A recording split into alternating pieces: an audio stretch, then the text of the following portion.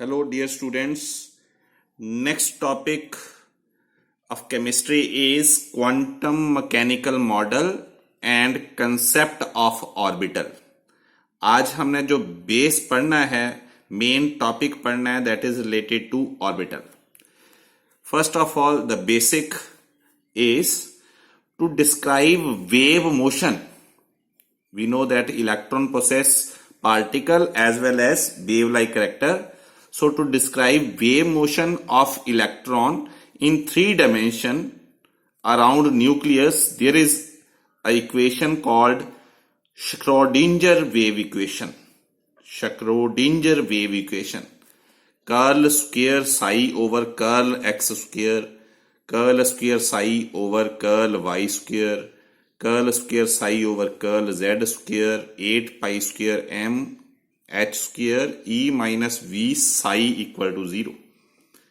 ये इक्वेशन ही main equation है जो केमिस्ट्री में बहुत सारी प्रॉब्लम्स को सॉल्व करने में हेल्प करती है. इसका थ्योरेटिकल आपको ज्यादा नहीं है, यहां इसकी डेरिवेशन भी आपने हायर क्लासेस में पढ़नी है.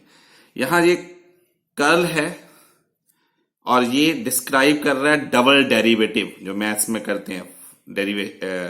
डिफरेंशिएशन डबल डेरिवेटिव है, curl square over curl X square in X axis, Y axis and Z axis, मतलब 3 डायमेंशन में किसी भी चीज को पता करने के लिए स्पेस में.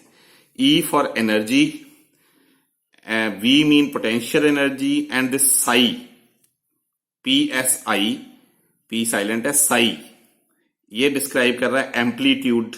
Amplitude mean maximum height of crest and minimum and maximum depth of trough, ये होता है amplitude. It is also written as H psi equal to E psi. Hamiltonian operator बोलते हैं इसको. तो ये आपको नहीं है, पर थोड़ा सा आपको बेस स्ट्रॉन्ग करने के लिए मैं करवा रहा हूं. This equation is solve for hydrogen atom only and solve for this energy. जो एनर्जीज की वैल्यूज सॉल्व करके आते हैं उनको हम बोलते हैं eigen values. Eigen values are the values of energy to solve by solving Schrodinger wave equation, and values of this amplitude psi are known as eigenfunctions. To solve our equation, we use set of 3 numbers which are called quantum number. This is very important topic जो हम आज पढ़ेंगे, quantum numbers. आगे पढ़ेंगे हम. First of all, significance of this psi amplitude. We know that psi gives us the idea of amplitude of the wave function, कि electron कितनी height पर या कितनी डेप्थ में रिवॉल्व कर रहा है around its own axis as well as around the nucleus. And square of the psi mean probability of finding the electron, intensity of electron. Square जो है psi का वेव फंक्शन या प्रोबेबिलिटी डेंसिटी को describe करता है. इसका मतलब probability density electron कहां पर ज्यादा है, नियर द न्यूक्लियस या अवे द न्यूक्लियस. यहां से श्रोडिंजर ने टोटली रिप्लेस कर दिया, टोटली फेल कर दिया Bohr's concept of orbit.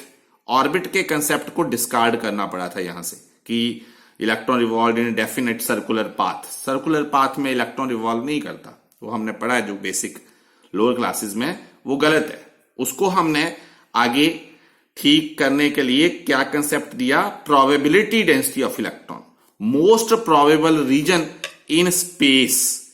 Space में इलेक्ट्रॉन मैक्सिमम कहां है, वो रीजन, उसके बारे में अब हमने पढ़ना है. अब हमारा मेन टॉपिक स्टार्ट होता है आज. Concept of atomic orbital. Orbital. So what is orbital? Orbital is the region in 3 dimension. एक वो रीजन है 3 dimension में where probability of finding the electron is maximum.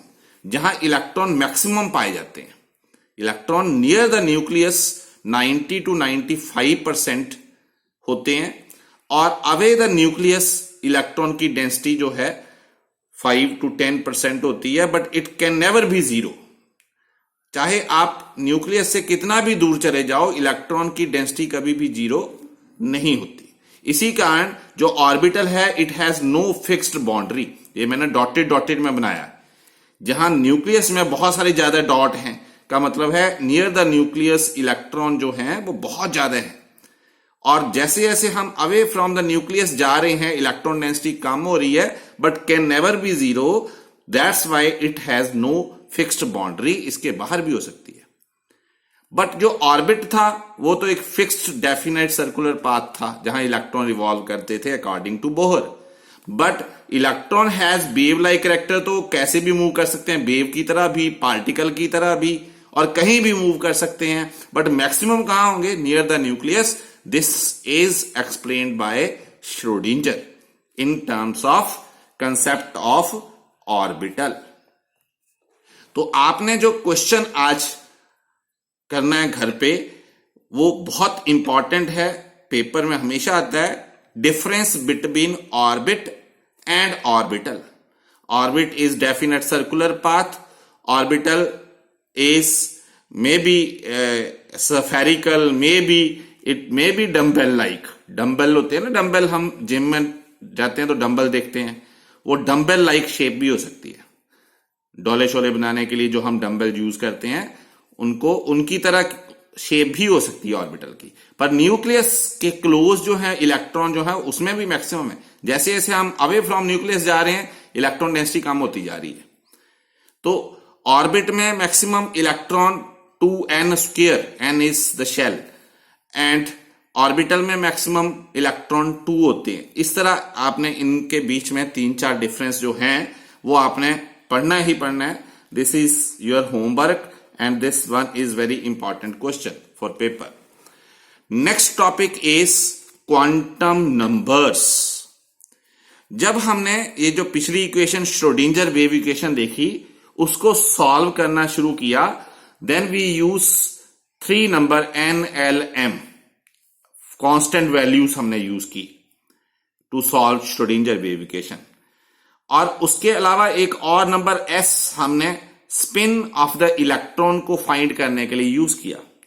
इन चारों नंबर्स को, set of 4 numbers n, l, m and s, which are use to describe complete address of electron, कि electron कौन से shell में है, कौन से सब शेल में है, उसका साइज कितना है, वो कौन सी शेप बना रहा है ऑर्बिटल की, orientation mean direction of the spin. ये सारे के सारे कंप्लीट एड्रेस को डिस्क्राइब करने के लिए 4 numbers are use. These set of 4 numbers are known as quantum numbers. First quantum number जो यूज हम करते हैं that is principal quantum number, denoted with small n, and describe main energy level, first energy level, second, third, KLMN shell जो Bohr ने बताया था। ये मैं ऑलरेडी आपको बता चुका हूं कि शेल जो है वो K से स्टार्ट किए, ABCD से नहीं, क्योंकि वो ऑर्बिटल परमिटेड ही नहीं हुए थे, उनके लिए angular momentum whole number multiple of h/2π नहीं था according to second postulate of Bohr theory. तो K शेल से शुरू किया, K first orbital, L second orbital, M, N and so on. So quantum number, principal quantum number describe the main energy level और shell, पहला shell, दूसरा, तीसरा, ऐसा। It helps us to know the energy of electron. ये मैंने आपको formula दिया था, energy of electron is -2π² me⁴ n² h²। So energy of electron depends upon n because h Planck's constant है, m mass of electron, e charge of electron, already हमें पता होता है, बट n शेल कौन सी है वो पता नहीं है। So energy of electron depends upon shell n, and this quantum number also help us to know the electron cloud, which mean average distance of that electron from nucleus. अगर पहली shell है, देखो ये न्यूक्लियस है, ये पहली shell है, तो पहली शेल के लिए साइज कम है, दूसरी शेल है तो उसका साइज फिर बढ़ गया।